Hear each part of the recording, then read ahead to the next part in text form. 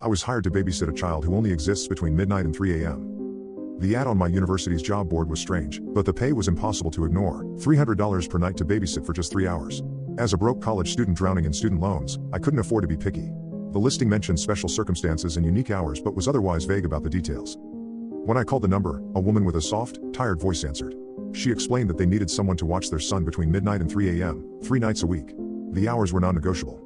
I'd be alone in their house during that time, as they needed to be away. She emphasized that punctuality was absolutely essential. I needed to arrive by 11:30 p.m. and could leave no earlier than 3:15 a.m. Is there anything specific I should know about your son? I asked. There was a long pause before she answered. Elijah is special. He's 6 years old and very well behaved. He just needs someone present.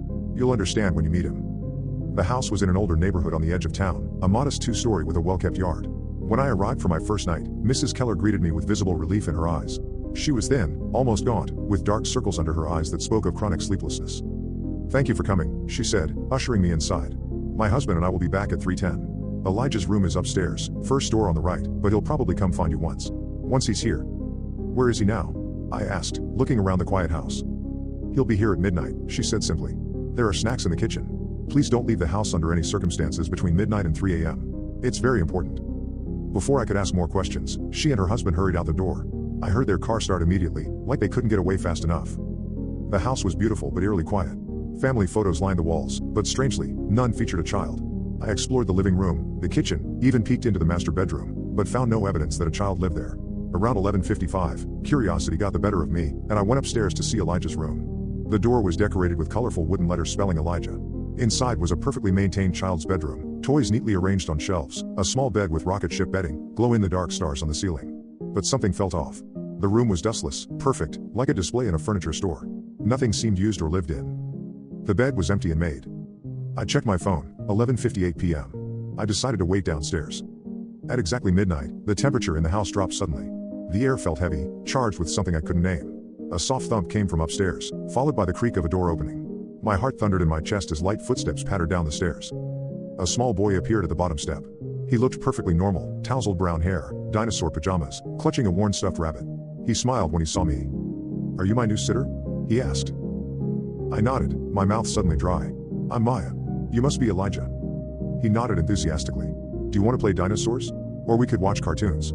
Mom lets me stay up when I'm here. His phrasing struck me as odd, but I brushed it aside. We spent the next hour playing with his toy dinosaurs.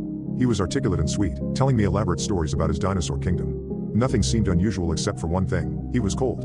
Not his personality, but his actual physical presence. When his hand accidentally brushed mine, it felt like touching ice. Around 1:30 a.m., he wanted a snack. In the kitchen, I noticed something unsettling. The refrigerator was covered in children's drawings held up by magnets, but each was dated years apart, one from 2015, another from 2019, the most recent from last year. All signed by Elijah, all showing the same level of artistic development. Elijah, how old are you? I asked casually. 6, he said, munching on crackers. And how long have you been 6? He looked at me with eyes suddenly much older than his face. A long time, he answered simply. At 2:45 a.m., he grew restless, pacing by the windows. They always come back for me, he said, more to himself than to me. But sometimes I wish I could stay. What do you mean? I asked, my skin prickling with goosebumps. He turned to me, his face serious. I'm only here between midnight and 3. The rest of the time, I'm away. He said the last word like it was a place. Away where? He shrugged. I don't know. It's dark and quiet. But I'm not alone there. At 2:58 a.m., he hugged his stuffed rabbit tightly. I have to go upstairs now, he said. Will you come back to see me? I nodded, unable to speak. He climbed the stairs, and I followed at a distance. In his room, he climbed into bed and pulled the covers up. Maya? He called softly. Is being alive nice? I forget sometimes. Before I could answer, the clock struck 3 a.m. Elijah sighed, closed his eyes, and faded. Not dramatically, but like a photograph left in sunlight too long, his edges blurred, colors washing out until there was nothing. The bed was empty and made, exactly as I'd found it. I sat frozen until I heard the Keller's car in the driveway at 3:10. When they entered, they studied my face and knew I'd seen everything. He drowned in the lake behind our house 8 years ago, Mrs. Keller whispered. He was 6. 3 months after the funeral, he appeared in his room at midnight. We thought we were hallucinating from grief, but he was there, solid, real, our boy.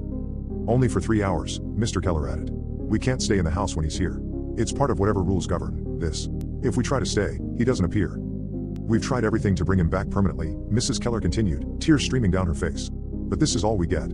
3 hours, 3 times a week. We've never missed a night. Why do you need me here? I asked. Because we had to leave town for my mother's funeral, Mrs. Keller explained. And he can't be alone when he's here. If no one's present, he might stop coming altogether. We can't risk that. I should have quit. Anyone sane would have. But I came back the next night, and the next. Elijah was always waiting at midnight, always fading at 3. Sometimes he remembered our previous times together, sometimes he didn't. One night, I asked him if he knew he was dead. I'm not dead when I'm here, he said simply, arranging his dinosaurs in battle formation. That's what matters, right? I don't know if I'm helping a ghost, a memory, or something else entirely. But every night as the clock approaches 3 a.m., Elijah looks at me with those old young eyes and asks, will you be here next time? It's nicer when someone remembers me. And I always say yes.